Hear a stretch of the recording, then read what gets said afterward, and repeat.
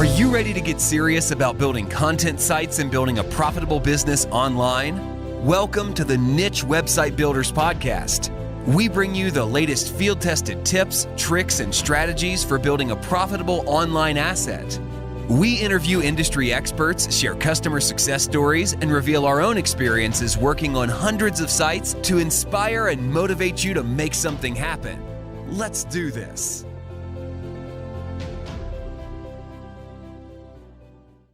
Welcome to the Niche Website Builders Podcast, and today we have Harrison from Save Your Son's Twitter. And this is great timing when most of us are trying to diversify away from Google traffic, especially with the recent updates, AI content coming into play, and many other things that are threatening your traffic coming from Google. And you don't want to rely on that one area of traffic only. And many of us will look to diversify into YouTube, but there are other channels to do that. And there are people making a lot of money building Twitter followings and monetizing them. And this is what we dive into today. And we focus purely on Twitter growth, how Harrison has done that. He's got 450,000 followers, makes a full-time living doing that, coaches people on how to do it. I'm actually one of his clients doing as part of his cohort regarding Twitter growth. So I've got some firsthand experience doing that with him, which is, we kind of dive into a little bit of that as well. And the idea of creating tweets that are going to get you engagement and growth versus just tweeting to tweet. And we also go into the idea of creating high ticket service or high ticket coaching offers as a way to bring in a lot of money to your business and then being able to create digital products off the back of that. So this is a highly valuable conversation.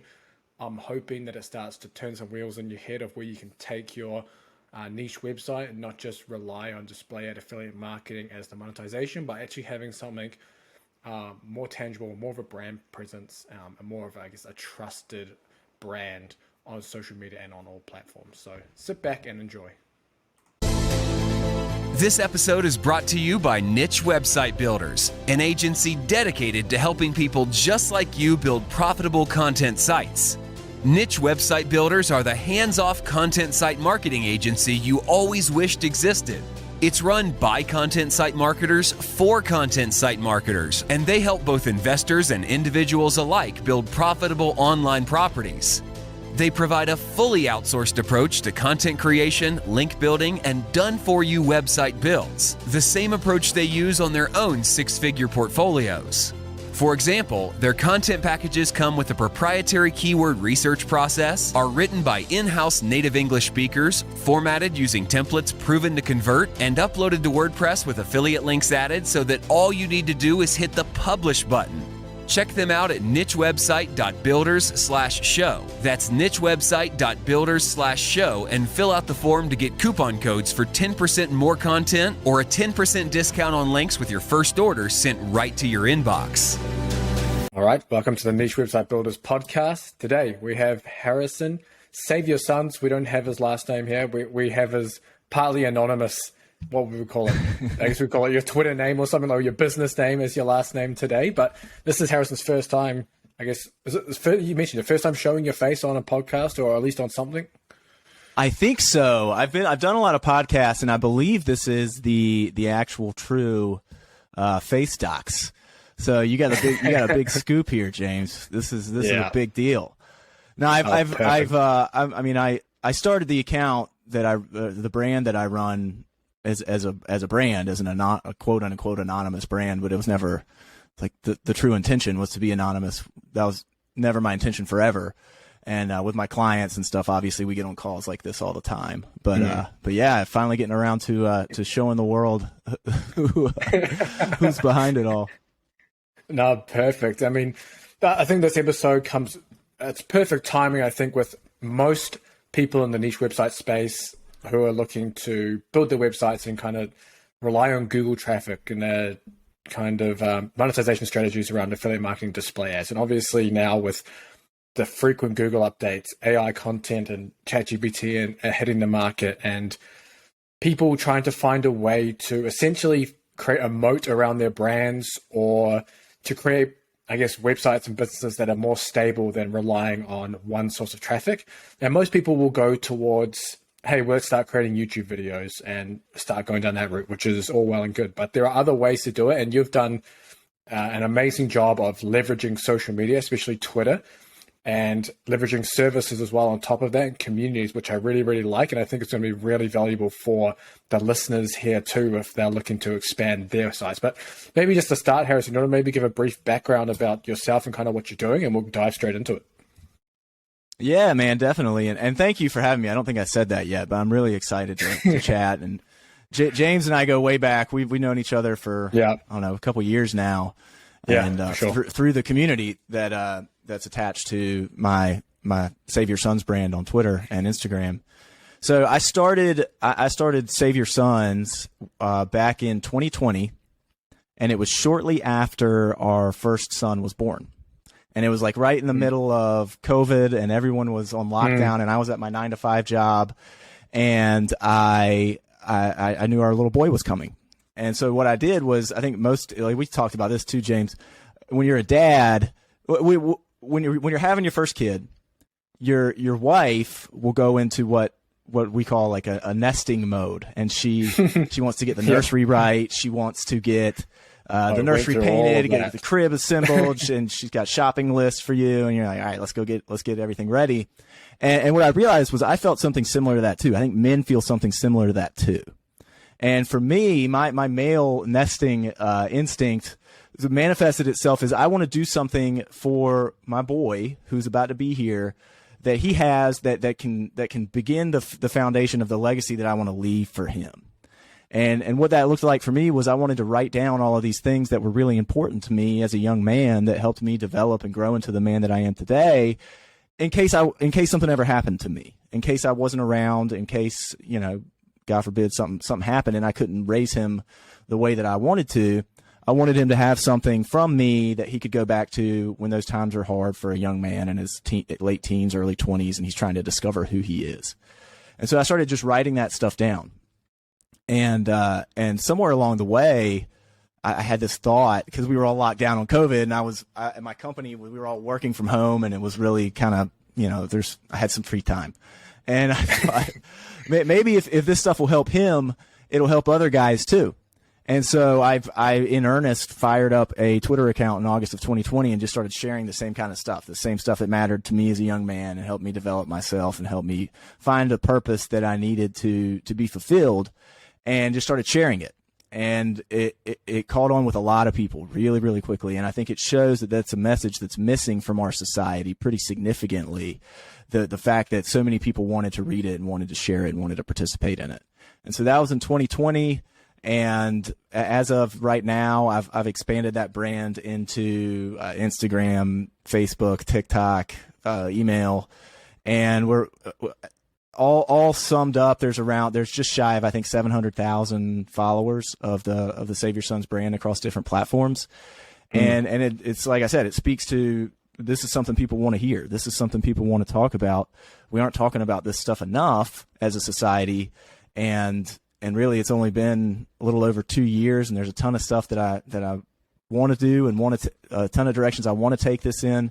And right now I'm grateful and blessed to be able to do this, to run Save Your Sons full time and provide a really nice business to give me some extra time with my family, but also have the security and the autonomy that go along with being your own boss, which is the dream, right? Yeah. Yep. And I think that's what everyone listening to this is either aspiring towards or is currently doing. But I think, is it like 75% of your followers are on Twitter? Or 75% of those followers are Twitter? 450,000 are Twitter, and then the like almost 160 something thousand are Instagram, and then the rest are the other platforms. Yeah. Okay. Yeah. So for anyone listening, we're going to dive into a little bit of the Twitter growth side, because I think that is a direction that a lot of people aren't thinking about too much with their online businesses, and there's almost an art to it. I know after talking to you and going through this myself as well, man, like writing tweets is a whole different ball game to writing articles on a website or writing whatever. I mean, I'm always in this thing where I like to write short or long form informational style content, but that content doesn't really take off, or people don't really share it because it's helpful, but it doesn't get the engagement. And there's obviously certain ways to do that. But before we dive into that, you started your Twitter account. How did you end up growing it? Did people just start tweeting, liking and retweeting the stuff you were tweeting, or did you have other people help help you with growth, like retweeting things and whatnot? Yeah, I did it. I did it all organically. And one of the things I do in my business now is I help other guys or women build an online brand. And because I kind of figured it out, and I've done it really successfully with, I have 40, 50 clients so far who've all been really successful and started building their brand, usually primarily on Twitter, and then building a business around it. And but for me, I did it the hard way. And so when I have clients now, we do things, we take out some of the inertia and take out a lot of the difficulty, and leverage the lessons that I learned and my business partner learned while we were doing it ourselves. But yeah, I mean, there's no substitute for consistency, for being a good creative writer, a good thinker, having something interesting to say. The best clients that we have always have an interesting background. It's way easier to grow a brand online if you're somebody who's done something really cool or really interesting in real life, versus a guy off the street who just read Atomic Habits once and was like, I'm going to start a personal brand. Well, that makes it a little more difficult. We can still work with you, but it makes it a little more difficult. And for me, I was fortunate enough. I come from a sort of writing heavy background. I was a history and English major in college. I graduated from law school, did a ton of writing there. And so I'm pretty efficient when it comes to, taking ideas from my head and getting them out in a way that's digestible and gets people excited to read. And that was the key at the beginning was share cool stuff. And the more you do that, the more consistently you do that, you slowly build an audience over time. It took me 3 or 4 months before I even had, I think 4 months before I had 10,000 followers. It took me over a year to get to 100,000. And we see people with coaching that do that way quicker because, like I said, we're able to leverage our current networks to help them grow. And then we're able to cut off a lot of the learning curve that took a while. But for me, it was all about showing up every single day, no matter what. Even though there were days where I wanted to quit, and there were days where I was like, "This is stupid. What am I doing? Nobody wants to read this." So you have all these negative things that you say to yourself, but you just keep coming, keep showing up, and as time goes on, you build that momentum and you build that following, and then you have that traffic, and that's what it's really all about. I mean, if you're building a website, you know that your bread and butter is traffic. You got a conversion rate of whatever you're selling, and you know what that conversion rate is, and then it's just a math problem. It's how many people can you send to that offer that are relatively qualified, and that's where social media is so valuable, because you can optimize for Google all day long and compete with I don't know. I'm not in that world very very deep, but if you have that built-in social media audience, then you have people who have proven that they like you, and they know about you, and they understand what you talk about, and they're your traffic. They're your traffic source. And I have 700,000 people. I mean, they're not all online at the same time, of course, but 700,000 people to pull from for any offer that I come up with. That anything I want to sell, there's these people that know me. They're not stumbling across me for the first time on Google. I don't have to establish that trust with them. It's already been established to an extent, and I can call on that anytime I want. And that's why I think at social media, it's all about diversification. You want to have everything. Yeah. You want to have a lot of different sources of traffic. But one of the easiest ways to build up a big traffic source, and one of the most profitable, is to invest some time in social media. Yeah. And I think what deters a lot of people, it's what deterred me at the beginning as well, is it's like a hamster wheel, right? Because it's not like something where you're ranking something on your website and it's there and people can find it a year later. On social media, you post something once and it's gone within 24, 48 hours. And as you mentioned, it's the consistency. You just have to keep publishing. But the reward is the fact that you have a better trust, as you mentioned, or relationship with your followers there that potentially can convert better when you're looking for offers. And James, you said something really interesting, really important actually about social media. That's a unique feature of social media that a lot of people don't think about. If you have a blog, it's kind of hard to write a blog post in March and then write the same blog post in June, because people, if you have loyal readers and you're like, you just kind of did this, I can go look and see it. And you can't rank the same article twice. Oh, right. Yeah, that too. Yeah.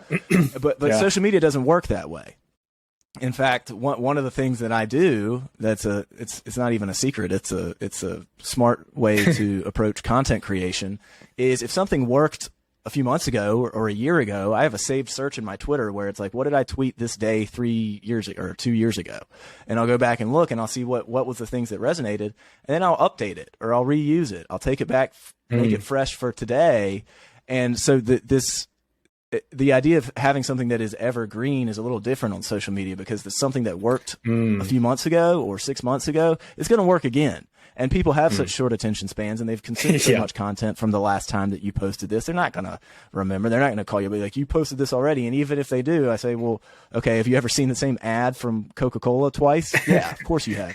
Like, get over it. Get over yourself. It takes a lot of the pressure off of yourself to come up with something brand new every single day. A lot of people have that misconception about content creation. That's not how you have to do it. No one's giving you an award for coming up with something new every single day for the rest of your life. They're giving you an award for how much money can you make and how big can you grow your influence and your following. Yeah, that's a really, really good point as well. And I mean, most people, well, a lot of the people won't even see your original tweet anyway, so it'll be fresh and new to them just because of the algorithm, how the algorithm works. And if you're gaining 30,000 followers a month, then in 4 months you got 100,000+ new people who that's true. Definitely didn't see it. So great. Let's if people liked it then, they'll like it again. Yeah. Well, let's dive into actually writing the tweets. And I know this could be a whole damn 10-hour long seminar in itself in terms of the tweets. And I know I've seen some of your PDF documents with how in depth they are, but maybe cover just some basic structuring stuff. Because, like, as I mentioned, I tend to write more short form informational stuff. It's not quite, I guess, even if it's on a controversial topic, it's still not that engaging because it's more trying to educate. That's just kind of how I've written, is how I write a lot of my blogs and stuff. And that's just kind of my style. And then just, I guess, writing for engagement and writing to grow your social media is a completely different skill. So you want me to dive into a little bit of that? Yeah. So the way I think about it is it's really important to get reach. It's really important to get big on social media. And that's kind of contrary to what a lot of the quote unquote gurus will say. But this is just the way I think about it is the bigger you get, the more gravity that you have. Gravity meaning you're literally pulling things towards you, like the earth has gravity. Well, if you become a really big account on social media, a really big brand on social media, you're going to develop that same gravity. People are going to be attracted to you and they're going to come to you. This happens to me all the time. People come to me with cool ideas and cool offers, and sometimes we do it and it's really lucrative and that's awesome. That would never happen if I had gone for the more rifled approach of, well, I'm just going to create content for a very niche down offer, and I'm not going to I don't care about my follower count. Like I do care about my follower count. It's important. And so the content that I create reflects that. Now, there's an important caveat with that. You also want to display some form of expertise and some form of differentiation so that when it does come time to make an offer or to put out an offer, that people aren't just looking at you as like, well, all you do is post one-line little stupid tweets like drink water and wake up early and lift weights. Cold showers. Take cold showers. Like, great, earth-shattering. So you have to create that balance. And there's a ton of strategies that I use for that. Sometimes I'll write like a simple tweet and let it start getting traction and going viral. I call this the 1-2 punch. So I'll write a simple tweet. A good example was I wrote like, if you think a gym membership is expensive, just wait until you see how expensive it is to be old and frail. Okay. So that's like kind of a platitude, kind of like a little silly thing that, but it hits, and it hits people emotionally, which is a key for getting people to share. If you hit them with a gut punch or something, then they're just like, oh man, like, dang, that's right. I'm feeling something from reading this. Of course they're going to share it. So you let that get some traction, but instead of just leaving it as it is, Twitter's really cool because you can follow up that same tweet with a little bit more nuance. And we did this with you, James, the other day when you posted a funny meme, and then you wrote more about it though. Under it, you turned it into like a thread, and I do that all the time. That's a practice that I use all the time. So you add a little bit more nuance, add a little bit more thought, and prove to the readers that there's something more going on with you besides just some guy who's sitting around slamming out platitudes all day. No, that's a good call as well. Yeah, that thread I posted was way too long under that one yesterday. I basically copy and pasted an article under it.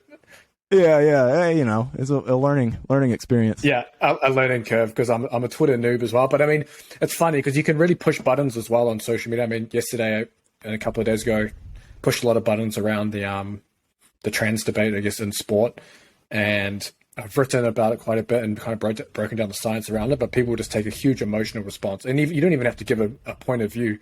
Just certain topics just hit, and just like people just take the bait.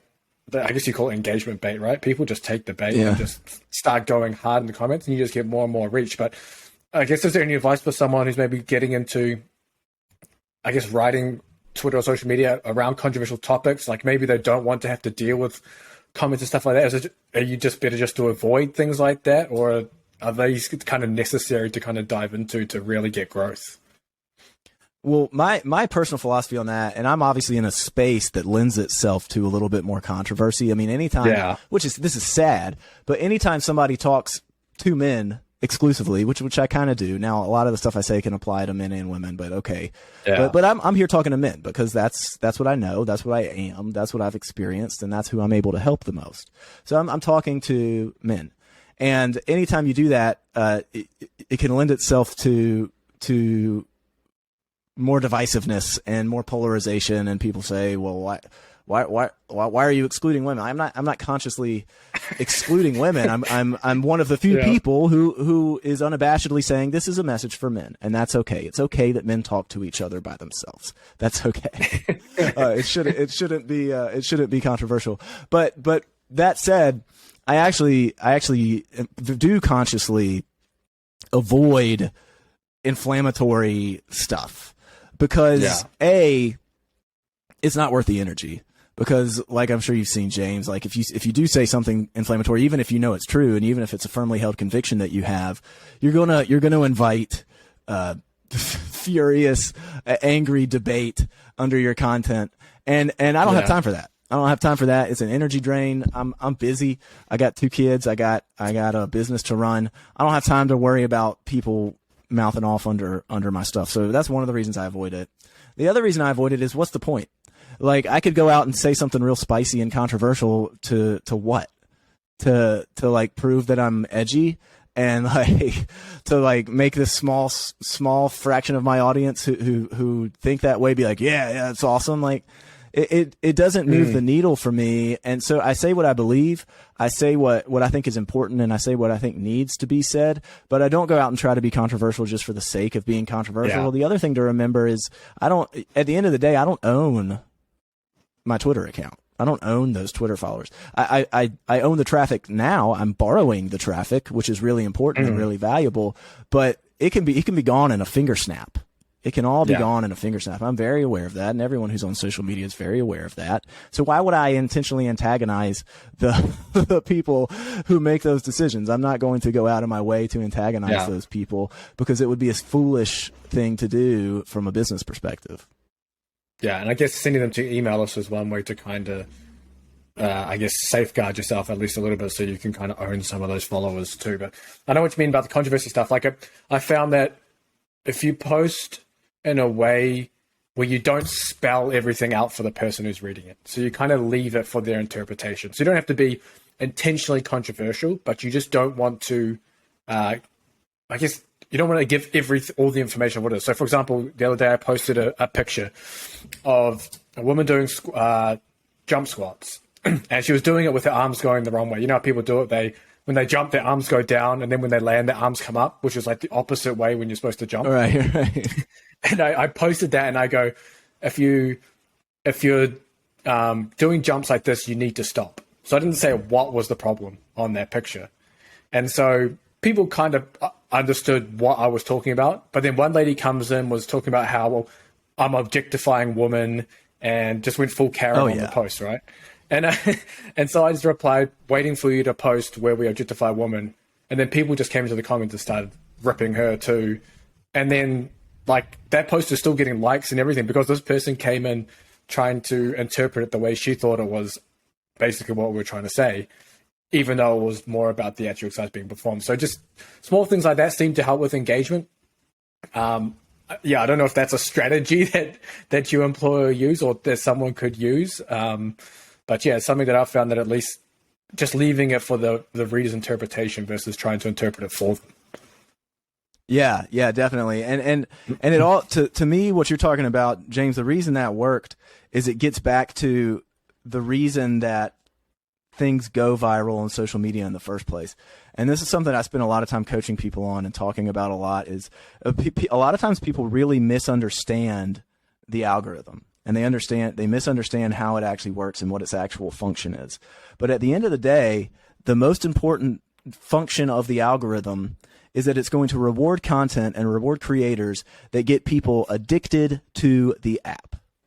If I can prove that I can consistently get people spending more time on the app through the content that I produce or the content that I share, then it's going to reward me and show me to more people, because that's what it cares about. Instagram's the same, Facebook's the same, TikTok's the same, Twitter's the same. They're all the same.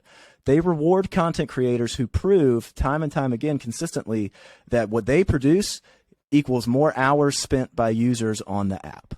So that's the main mental model you need when you're creating content, is how can I create something that's going to get people engaging with this for long? And so what you did was you created, you put a meme out there, and then you let a conversation happen organically. And that conversation, what are people doing? They're like, oh, I want to read what this crazy lady said. I want to read what people are saying to her. All that time, they're under your content. You're getting points. Ding, ding, ding, ding, ding. You're getting points from the algorithm the whole time they're under there. The algorithm's like, oh, yeah, this guy's doing what we want. This guy's doing it. He's getting people engaging. And so the next time you tweet, it's going to show it to more people, because you've got that track record, because people are down there reading what happened under your tweet. So you can use that information in a lot of different ways. But the most important thing to remember is, are you a person who gets people engaging on these apps, and they're spending a lot of time on these apps? If so, you're going to get rewarded. But if people see your content and they scroll right past it, they look at it for a quarter of a second, because they measure how long you're looking at stuff too, how long your readers are actually, like, it's measuring how long people stare at a tweet. It's taking that into account for how much attention that you're driving. And then it's a little stopwatch that's going, all right, this person's.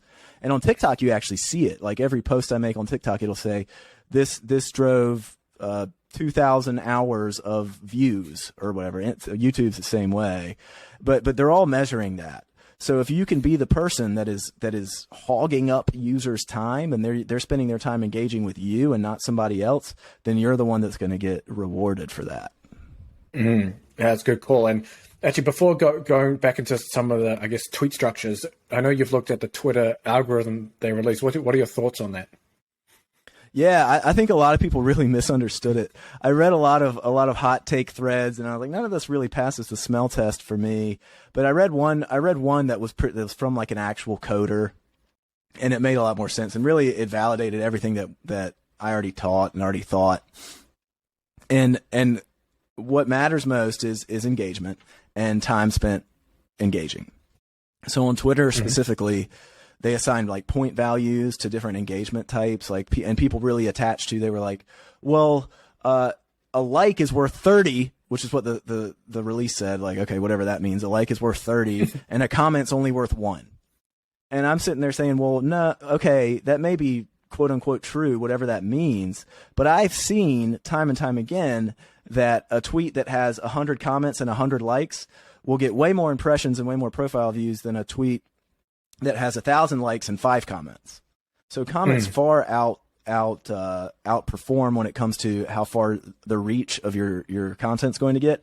And the reason why is because what we were just talking about a second ago. Yeah. If you have a tweet with 100 comments, people are getting in there and they're reading those comments. They're saying, what are people saying about this? What are people saying? So they're spending more time with your content. They're spending more time engaging with something that you are responsible for. And that, more than any other engagement metric, is what's going to push you farther and farther and expose you to more and more eyeballs. And of course, more impressions equals more potential. It's a funnel. The people that see you, a certain percentage of them are going to click your profile, and a certain percentage of them are going to follow you. So the bigger number of impressions that you have, the better. The farther your reach can get, the better. And if you want to have that reach, the best thing you can do is create content that people spend a long time engaging with. That's why threads do so well. Because it's not like I could post a meme and get 20,000 likes on the meme, but it's only going to get I don't know, 5, 6, 700,000 impressions, because people are just looking at it for half a second. They're not commenting. They're looking at it. They might like it, but then they're moving on. So Twitter doesn't really care about that, not nearly as much as if I post a thread that the average read time is 5 minutes or 10 minutes. Okay, if everyone who sees this thread is spending an average of 5 minutes on it, Twitter can show them a lot of ads while they're doing that. They can't show them a lot of ads while they spend half a second liking a meme. Yeah, I've seen that as well from the recently starting the Twitter stuff. Is if I get people to tag whoever in the comments who relates to that meme or whatever it is, that post goes far more, I guess, viral than when it's just a picture without having to tag anyone or without having to have a call to action for engagement, basically. And it just kind of, not flops, but definitely doesn't do as well. Yeah. I mean, all those tricks, they all work. So if you go look at my timeline at Save Your Sons on Twitter, you'll see a lot of the times I'll post a meme, but then I'll ask a question with it. I mean, like, what do you think happened? Why do you think this is? Or what would you add? Whatever. Because I know that if I'm prompting people to ask a question, then they're going to answer. A certain percentage of them are going to answer. And that's only going to drive up the average engagement time that people have on my content. And it's only going to increase my reach. That's a good call. And do you want to maybe dive into maybe just a couple of other go-to tweet structures that you like to use for, I guess, improving that engagement and reach? Yeah, definitely. So there's two that I'll talk about. Two that I use all the time with myself and with clients. And the first one is just a simple list. So we're not reinventing the wheel here. We're not doing rocket science. We'll write a list. And one I'll say, like, one I've had a lot of success with. One had like 10 million views when I did this, 10 million impressions, and I gained like 8,000 followers through 5 seconds of work.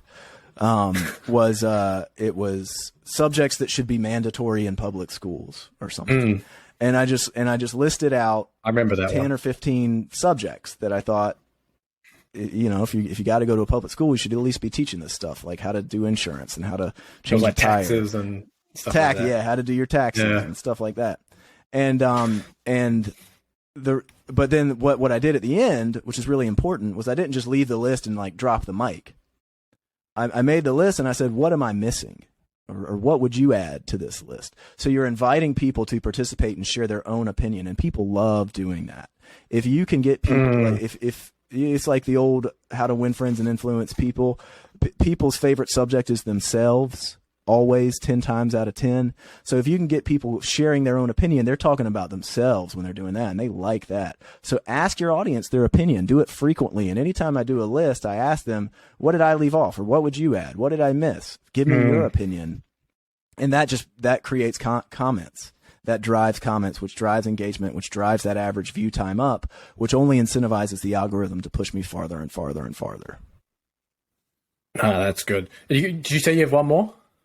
Yeah. So the other one I use this for clients a lot, and it is I call it, this is top secret, by the way, James. So your listeners are getting a treat. This is a valuable trade secret that I'll share. Is I call it an account definition tweet. And what an account definition tweet is, basically, think about if you were going to create a Google display ad for like why people should come to your website. You're doing something similar with why people should follow your account. So I use this all the time. The first time I used it was an accident. I didn't even know what I was doing. I just wrote something that said, it was like, this account doesn't exist to give parenting advice. It exists to give young men the tools they need to be intentional and engaged fathers. There's a big difference. Something like that. And it went crazy. And I was like, what is happening? Why am I gaining so many followers? This was back, like, I'd only been doing Twitter for a couple months, and I gained like 1,000 followers in a day, and I'd never done that before. And I was like, what's happening? What's going on? And I realized, I went and looked at the analytics, and I was like, there are a ton of profile clicks for this tweet. Usually I'll see 100,000 impressions. I'll get 300 profile clicks, somewhere in that range. And if my conversion rate's about 100, so I know every 100,000 impressions, I usually gain about 100 followers. That's pretty good. That's good to know. I know what I need to do. But with this tweet, if I had 100,000 impressions, I would have had like 2,000 profile clicks on this tweet, and it converted higher too. And so I asked myself, well, why is this so outsized? I've never seen anything like this. What's happening? And I realized it was because of the copy. It was because of the copy of the tweet. It said what this account is. It was an ad, and I didn't even know I was writing an ad, but it was an ad for my account. It said, this account exists to do this. It doesn't exist to do this. It exists to do this. If that resonates with you, join us. Join our mission. And when people read that, they're like, the first thing that happens is they see the words, this account exists, and they're like, oh, I got to go click that profile and see if they at all relate to what I'm saying. They're going to click my profile more than they would if I had just posted a meme or a one-liner or whatever. They're going to say, oh, he's talking about me. This is about me. This is cool. I got to go and investigate this. So those simple words, this account exists too. Anyone who sees that it resonates with them, they're going to go click your profile and they're going to go follow, and they wouldn't get that information off of a regular tweet. They wouldn't understand that. They would just, they might connect some dots and make some inferences, like maybe this guy talks about raising boys to be good men, but I don't know. But if you spell it out explicitly and you're able to get impressions on it, those impressions are going to convert to followers at a much higher rate than they will on any other type of content on Twitter. And I'd use it on Instagram too. I use it on every platform. Oh, wow. And think about it like you're putting out an ad for your account that really is just describing what you do and why people should follow you and what difference you're going to make in their life. That's a good tip. I'm going to have to think about how I can do that too. But are there any niches? Man, write one up. Write one up, dude. Yeah. Are there any niches on Twitter and stuff that don't work, or maybe are really, I guess, hard or a struggle to grow? Everything, there's an audience for everything. There's 8 billion people in the world. Half of them are on the internet. Like I always say, like you could, if you wanted to sell slippers to Inuit grandmothers in Canada, like you could build a following just doing that because there's enough people online. So I always tell people, like, there's a niche for everything. There's an audience for everything. There are definitely some that grow faster than others. So the way to think about that is if you don't know what you want your niche to be, and you want to pick one that's a little bit more faster growing, that has a wider well of people to pull from, what you should think about is this.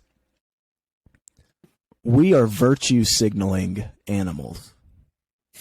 We evolved to be virtue signalers, and we can make fun of virtue signalers, but we are too. I am too. You are too, James, even though we make fun of the ones who are like online, but we all care about that. We all care about how we're perceived by the group. So pick a niche. If you want to grow quickly, pick a niche that has positive associations with being associated with that niche. So why does my account grow so quickly? One of the reasons is because I fight fatherlessness. I want to end fatherlessness, and I talk about that all the time. And I know that if we intentionally raise our boys and we teach them how to be strong, capable, caring men, then more of them are going to be dads. And if we have more dads in our society, then our society is going to be better off because all the bad things that come along with fatherlessness are going to decrease. Well, that's something that almost everybody can get behind. It doesn't matter if you're right, left. Now, some leftists are pretty far left, and they like don't want to get associated with it. So I don't want to get into that on your podcast. But most people will pick that up and say, yeah, I support this. Like this is, I want to be seen as a good person on the right side, on the good team. And what better team to be on than somebody who wants more dads? That's a good thing. So, to a large extent, and I don't mean to sound cynical, but people follow because it's a signal. It's a signal to people in their net. Remember, people are on social networks. They're connected to their friends. They're connected to their families, especially Instagram and Facebook. Like everything they do, their grandma's going to see. Everything they do, their wife or their friends are going to see. So they're very conscious of that when they choose who to follow. So if you want to grow quickly, pick a niche that if I was going to follow that niche, I'd be proud because I know it'd be a signal that I'm a good guy. If other people I knew followed, if other people I knew that I followed it. You following me? Yeah. Gotcha. I said follow like 5 times in a row. And then on the flip side of that is niches that grow more slowly. So obviously if you're just like so obscure, like the slippers to grandma's example from earlier. Like that's going to grow a little more slowly. But also think about it from the virtue signaling angle, because you can have negative social proof as well. So like I work with a guy who's the great guy and he's doing really well. His business is crushing. But we knew going into it that growth was going to be a little bit more difficult for him. And why is that? Because of what he talks about. What does he talk about? He talks about helping guys quit porn addictions. Oh, yeah. So it's a great thing he's doing. He helps a lot of guys. He erases a lot of pain in this world, because when a guy's in the grips of that, it's debilitating for them. And so he's doing great work and he gets great results. But the average guy is going to be a little bit reticent to follow an account that's all about helping guys quit porn. Because of what we just talked about, because it's a negative signal. They don't want to send that signal to their networks that they're struggling with that. So the growth is going to be harder.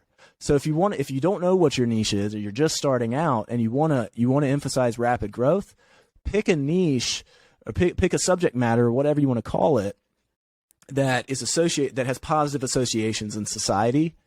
And if you pick one that has more negative associations or things that people wouldn't really want people knowing that they're reading about, then you're going to grow a little bit more slowly.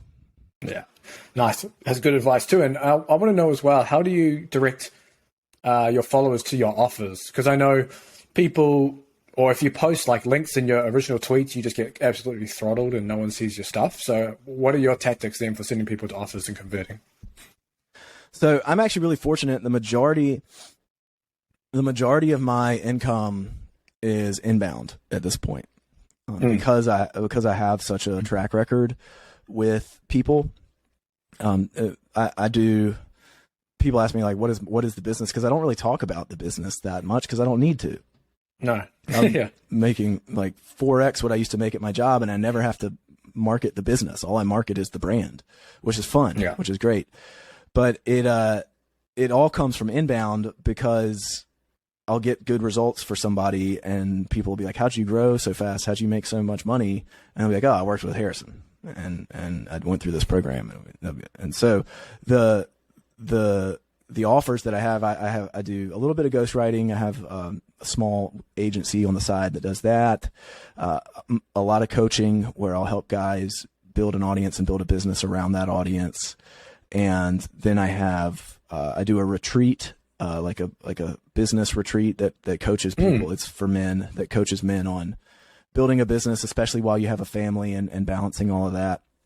Those are like the three main buckets. And then the fourth bucket is things that are directly associated with Save Your Sons, like my community and my, I have an info product that serves as a lead gen for the higher ticket stuff. But I don't have to talk about that stuff very much, because, and this is another reason why your listeners should invest in social media, because I have a big following and people talk about that. And it's not because I'm special. It's because I've built something that is a center of discussion. So like, think about it like this. You could be the best copywriter in the world and you could sell your services for, I don't know what copywriters charge. I never hired one. I don't know. I mean, you could be on a $5,000 a month retainers for big companies, whatever. Okay, that sounds pretty good. And you're like writing their sales copy for them when they need it. Let's take two guys. They both have equal skill sets and equal track records. One guy isn't on social media. Nobody really knows about him. He doesn't have a presence on social media. The other guy is on Twitter and he has 200,000 followers and he's talking all day long about how he's the copywriting guy. He's the one who he's giving social proof. He's giving testimonials, case studies. People are commenting under him being like, oh man, this is so great. You're so smart. We love you. Maybe even some clients are commenting under him being like, this guy helped us 10x our revenue or whatever. Which one of those two guys is going to do more business? The guy with the following all day. Yeah. And here's the beautiful thing about it. How's the first guy going to drum up business? He'll have some word of mouth because he's so good, but he's also doing a lot of cold outreach. Yeah. He is DMing, cold emails, whatever, cold calls, businesses being like, here's what I do. Here's the track record I have. He'll get some inbound, like I said, because he's good, but he's also going to still have to use cold outreach. But the guy with the big following doesn't have to do cold outreach. I don't do cold outreach. I don't. Every once in a blue moon, I'll send an email to my list being like, by the way, I got a coaching spot open. Do you want to do it? Or I'll chat something up in the community and I'll say, hey, I'm taking on a guy. Anybody interested? But I don't do cold outreach because it comes to me by virtue of the gravity that I have and the track record that I have and people talking about it publicly, which isn't the case if you don't invest in an online brand and an online persona. I don't know if that answered your question, but I think it's partially. But I'm going to come back to it now because all right, if someone's listening, if someone's listening to this and they don't have that massive following yet, maybe they're still growing. If they're going to throw offers into their tweets, is it just a matter of just throwing them in the comments after a certain amount of time? Is that? But is there like a rule? Like, can I post it in the comments directly after posting the tweet, or do you have to wait for the tweet to kind of, I guess, gain some virality? Yeah, definitely wait. Definitely wait. And I if you go on my timeline, you'll see there's recently I did a price increase on my info product. And when I do that, I promote it. I'll talk about it because I want to sell as much as I can. Because I think it's really good and really underpriced. And the price is going to keep going up, by the way. It's going to go up forever. So you might as well. If anyone's listening, get into it now. But yeah, so the rule of thumb, I don't ever do standalone promotional stuff. Almost never. Because like you said a minute ago, James, it's dead in the water. Twitter hates. Think about what the algorithm wants. Think about that. It wants people spending time on their app. And the second you post a link that gets people off of the Twitter app or off of the Instagram app, they're like, we don't like this. You're taking people away. We need you to add people. So the second you do that, am I clipping? I'm going to turn this down. No, you're good. I'm good. Okay. The second you do that, you're going to get deprioritized. You're going to get throttled. You are. And that's just part of it. And that's okay. Sometimes you accept that and you say, well, I want to get this link out. I want to promote my offer. I'll take the ding in the algorithm. But the best way to fight against that is there's two ways. The first way is, there's my wife's cat. It's not my cat. Anyone watching it. It's my wife's cat. She came with two cats. The best way to do that. Yeah, I do. Yeah, save your sons as cats. Yeah, okay, I freaking do. My wife had cats. All right, what do you want? But the first thing you can do is, like you said, is post something kind of tangentially related to what you're about to talk about. Like if I'm promoting my dad's online business toolbox, I'll talk about how I was able to build this business and spend more time with my family, and that's important to me. And that tweet will do okay because people like engaging with stuff like that. And then I'll let it go a little while, and then under that I'll do the CTA. So I'll attach it, like make a little mini thread. Here's the CTA. If you're interested on how I did it, go here, buy this thing, and it'll teach you everything you need to know. That's one way to do it. You're still going to get penalized because you are taking people off the app, and that's just the way it is. But it's a trade-off, and you just do it sparingly. It's like you're depositing money in a bank and you're taking money out of a bank, and that's the game. And putting a link on there, you're taking a little bit of money out. Okay, well, cost of doing business. The other thing to do is, especially for higher ticket offers, this is what I recommend clients do.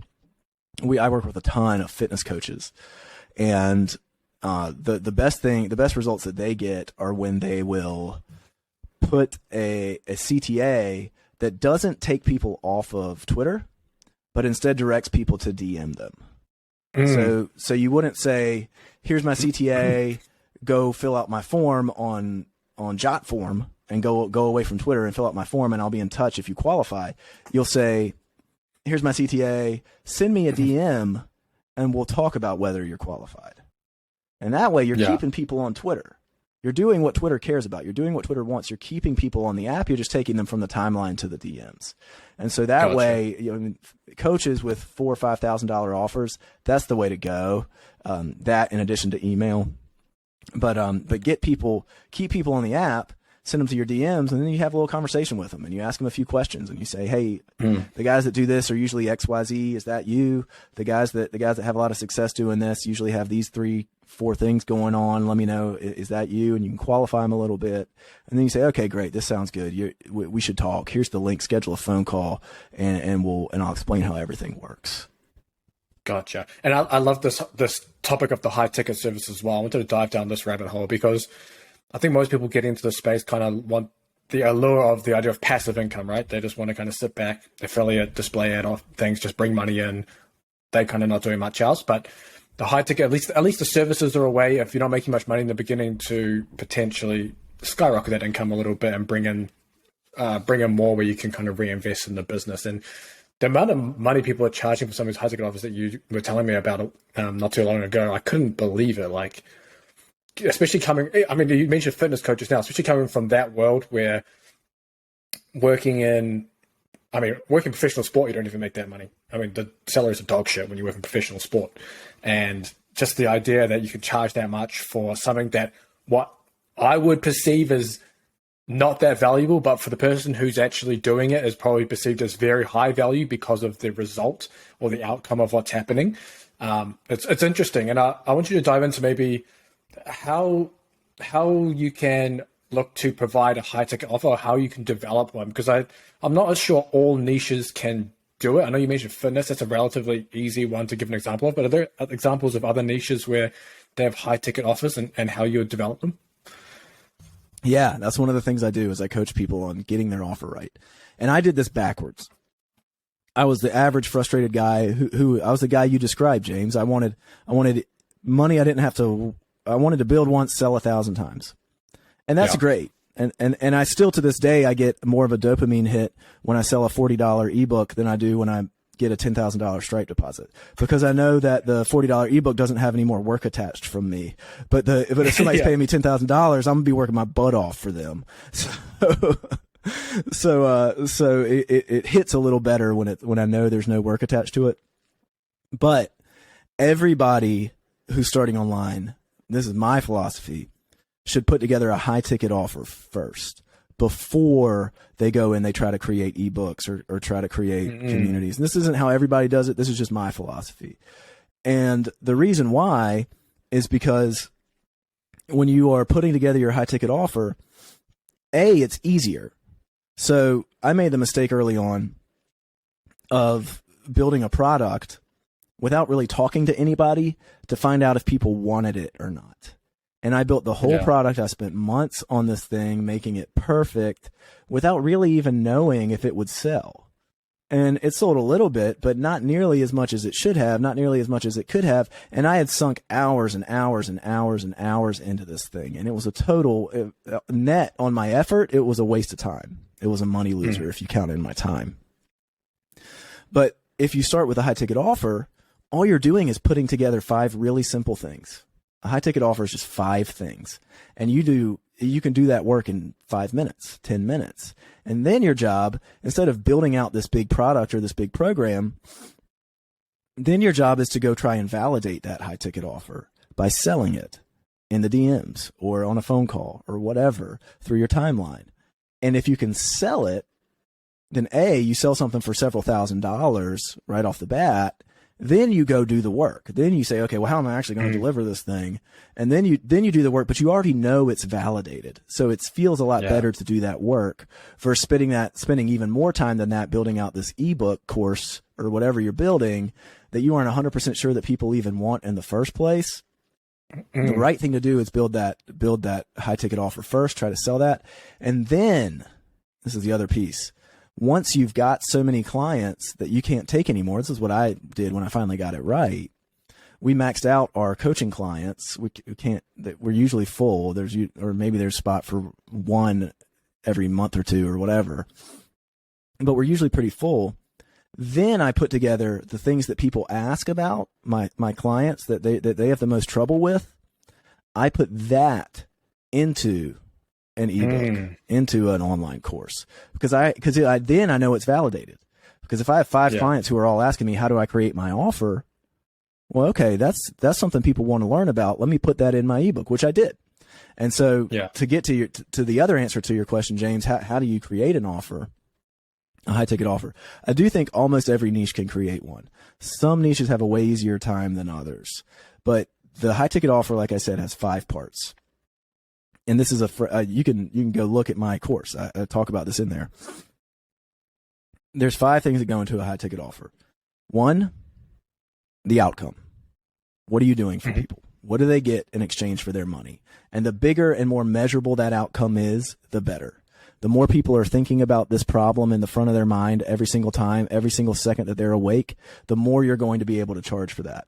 So a good example is if somebody has 40 pounds to lose. Well, if your offer is, I want to help you lose 40 pounds, that's really measurable. They know whether or not they did that, and they're thinking about it. If you're 40 pounds overweight, you never stop thinking about that. Every time you walk in front of a mirror, every time you walk up a flight of stairs, every time you take a family picture and you look at the picture later, you're thinking about, I got 40 freaking pounds to lose. You never stop thinking about that. So make your outcome as measurable and as big of a deal to the person as possible. That's the first part. The second part is the time commitment and the length of time. So the first part is how measurable is your outcome. The second part is the time commitment and the length of time. And what that means is, my client, you, how much time are you going to spend on this to get this outcome that I promised? And how long is it going to take? So it might be, you're going to spend 30 minutes a day. We're going to get it done in 4 months. You can charge pretty much for that because it's not a big burden on the client. But if you're saying it's going to take you 2 hours a day and it's going to take a year, your price is going to go down because it's a big burden on the client. So you have to figure out those first two things. You have to figure out, what is the big outcome? What am I going to get them in exchange for their money? How long is it going to take, and how much time are they going to have to invest? The third thing you have to figure out is the method of delivery. And that's really simple. You don't need to overthink this, but this is, instead of creating the ebook, think about this as like, if I were to create the ebook, what would I do? So you may be a fitness coach and you say, we're going to lose 40 pounds. It's going to take 3 months. Spend an hour a day on it. And we're going to do it through, I'm going to get you meal plans, workout plans, and we'll have calls and a text channel. Boom. That's all you need to do for step 3. Just think about, what is the method? What is the medium? How is the client's life going to look on a daily basis? That's it. Fourth thing is the guarantee. And I recommend a guarantee with all of my offers. And obviously the better guarantee that you can make, the more you can charge and the more that you'll sell. So like a fitness coach, I always counsel them, make a satisfaction-based guarantee.